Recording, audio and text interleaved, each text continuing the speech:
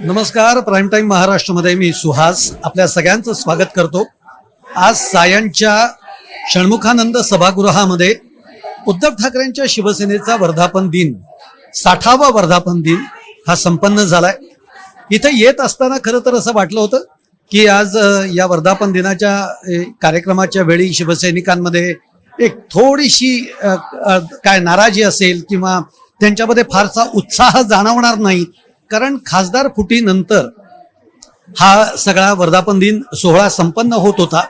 परंतु इकडे पाऊल टाकल्यानंतर जो एक शिवसैनिकांमधला उत्साह आपल्याला कायम सातत्याने पाहायला मिळाला, तसाच उत्साह किंवा त्यापेक्षा दुपटीचा उत्साह हा यावेळेला शिवसैनिकांमध्ये दिसला.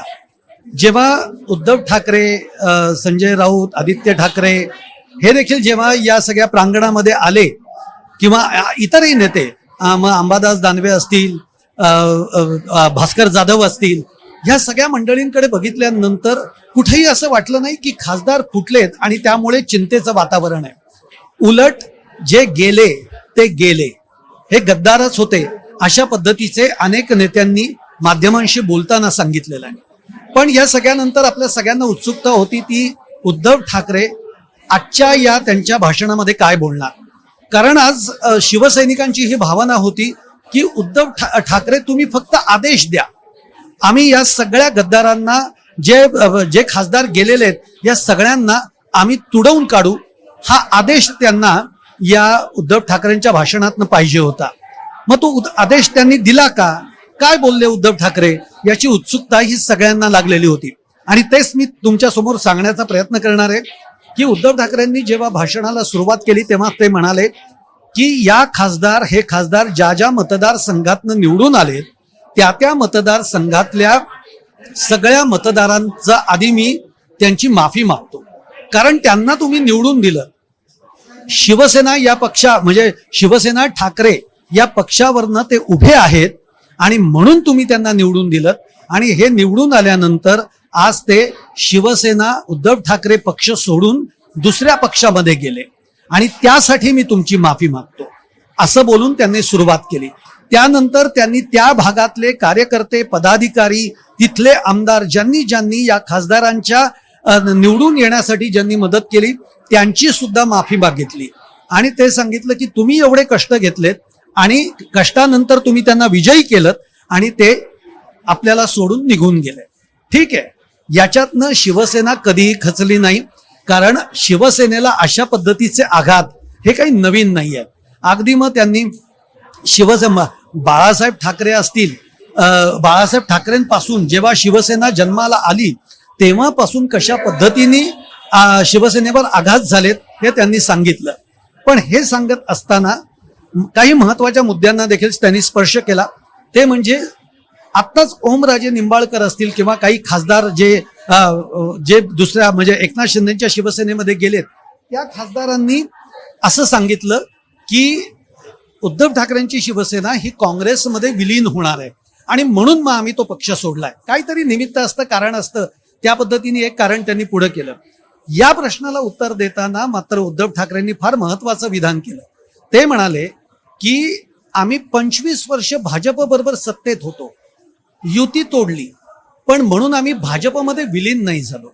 खरं तर आमची एवढी मैत्री होती, काँग्रेस बरोबर आम्ही आहोत, महाविकास आघाडीमध्ये आहोत, याचा अर्थ आम्ही काँग्रेसमध्ये विलीन होऊ असा त्यांनी काढलाच कसा.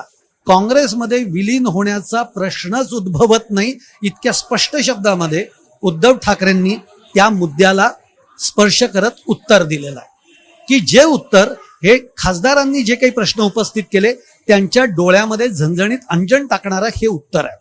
दुसरं त्यांनी हेच सांगितलं की भाजप हा अनेक पक्ष गिळत चाललेला आहे, जे स्थानिक पक्ष आहेत या पक्षांना तो गिळतोय, खासदार फोडतोय. मग अनेक उदाहरणं त्यांनी दिली.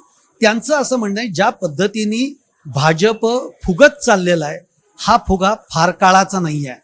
भाजपचा हा फुगा फुटणार आहे, भाजपची सत्ता ही दीर्घकाळ नाही आहे, हा विश्वास त्यांनी त्या बोलताना व्यक्त केला. आणि त्यामुळे खरं तर शिवसैनिकांमध्ये त्यामुळे एक उत्साहही आला. ते असं म्हणाले की आता वेळ आलेली आहे आता आपल्याला ऑपरेशन कमळ करण्याची, हे ऑपरेशन टायगर करतात, हे ऑपरेशन कमळ करतात, आता आपण कमळाचंच ऑपरेशन करूयात, अशा पद्धतीने उद्धव ठाकरेंनी आज शिवसैनिकांमध्ये एक चेतना जागवलेली आहे. पण हे सगळं करत असताना उद्धव ठाकरे असंही म्हणालेले आहेत की म्हणजे ज्याच्यावरनं थोडंसं आपल्याला असं जाणवेल की एक फूट आपण म्हणतो ना, थोडंसं बॅकफूटवर गेल्यासारखीची ही भावना ही निश्चित जाणवली उद्धव ठाकरेंच्या बोलण्यातनं. ते असं म्हणाले की प्रत्येक जण येतोय आपल्या कार्यपद्धतीवर बोलतो, प्रत्येक जण येतो, उद्धव ठाकरे फिरत नाहीच सांगतात. कुणी म्हणतं आदित्य ठाकरेंना फिरायला काय होतंय, आज थेट मातोश्रीवर हल्ले केले जात आहेत, आपल्याला काहीही बोललं जात आहे आणि हे सगळं बोलल्यानंतर कुठेतरी उद्विग्न झाल्यासारखं होतं. आणि त्यातनंच ते असं म्हणाले की आता याच्या पुढच्या काळामध्ये आपण निवडणूकच लढवायची नाही. त्यानं काय होईल, तुम्ही ते आम्हाला त्या पाडापाडीच्या आणि फुटाफुटीच्या भानगडीतच पडायचं नाही. आणि मग उद्धव ठाकरेंनी शिवसैनिकांना विचारलं, जर का आपण निवडणूक लढवायचीच नाही असं ठरवलं तर तुम्ही माझ्याबरोबर राहाल का? सगळ्या शिवसैनिकांनी अगदी हात उंचावून हो आम्ही शेवटपर्यंत तुमच्या बरोबर आहोत असं सांगितलं. यातून थोडंसं जाणवतं की कुठेतरी जी उद्धव ठाकरेंच्या मनामध्ये निराशा नको म्हणूयात, पण एक जी गोष्ट ही लागलेली आहे, ज्या पद्धतीने तुम्ही शिवसेनेमध्ये वाढता, एखाद्या कुटुंबामध्ये जेव्हा सदस्य वाढतो आणि नंतर जेव्हा त्याचं पोट भरतं तेव्हा तो जेव्हा निघून जातो, ते जी सल असते, ते जे दुःख असतं, ते आज कुठेतरी उद्धव ठाकरेंच्या बोलण्यातनं जाणवलेलं आहे. आणि म्हणून ते असं म्हणाले की आपल्याला आता निवडणूक नाही लढवायची. आपण जर निवडणूक न लढवता तुम्ही सगळेजण माझ्याबरोबर थांबणार असाल तर आपण हा पक्ष, मग आपण दुसऱ्यांना घाम फोडू. आपण जे काही हे सगळे चाळे या सगळ्या आपल्या महाराष्ट्रामध्ये सुरू आहेत त्याला वाचा फोडू, त्याच्या विरोधात आपण आवाज उठवू.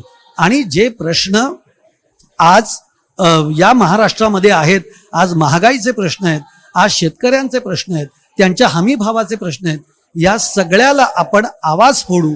निवडणूक मात्र आपण लढवायची नाही असं त्यांनी आता कार्यकर्त्यांच्या समोर, त्यांच्या शिवसैनिकांसमोर सांगितलंय. आणि शिवसैनिक सुद्धा जोरदार पद्धतीने की आम्ही शेवटच्या श्वासापर्यंत तुमच्या बरोबर आहोत असं त्यांनी सांगितलेलं आहे. इथेच थोडीसं आपण जे म्हणतो की उद्धव ठाकरेंच्या मनाला ही गोष्ट नक्की लागलेली आहे आणि ती लागणं स्वाभाविकही आहे. अशा पद्धतीने आज हा जो षण्मुखानंदमधला 60वा वर्धापन दिन शिवसेना ठाकरे गटाचा संपन्न झाला. पण या सगळ्या कार्यक्रमामध्ये एक मात्र नक्की, प्रत्येकाच्या चेहऱ्यावर आनंद होता, उत्साह होता, चैतन्य होतं. आणि तोच उत्साह उद्धव ठाकरेंनी आपल्या शिवसैनिकांमध्ये देखील पेरलेला आहे. त्यांना अनेक गोष्टी सांगितल्या आहेत, फक्त आपण निवडणूक लढूयात नको असं एक त्यांनी आता खडाड. याचा अर्थ काही लगेच शिवसेना निवडणूक लढवणार नाही असा काढण्याचा गरज नाही आहे. शिवसेना हा पक्ष आहे, ती निवडणूक लढवणार. पण उद्धव ठाकरेंनी हे चाचपून बघितलंय की उद्या समजा ही वेळ आली तर आज इथे उपस्थित असलेला माझा शिवसैनिक माझ्याबरोबर राहील का? तर तो विश्वास त्यांना मिळालेला आहे की शिवसैनिक हा शेवटच्या श्वासापर्यंत हा शिवसेनेबरोबरच आहे, उद्धव ठाकरेंच्या बरोबरच आहे. आणि याच अनुसार त्यांनी शेवटी असंही सांगितलं की वेळ पडली तर मी इथल्या कुठल्याही माझ्या साध्या शिवसैनिकाला शिवसेनेचा पक्षप्रमुख करीन. पक्षप्रमुख या पदाला चिकटून राहण्याची माझी हौस नाही. मुख्यमंत्री पदाला सुद्धा मी एका मिनिटामध्ये माझी खुर्ची सोडली.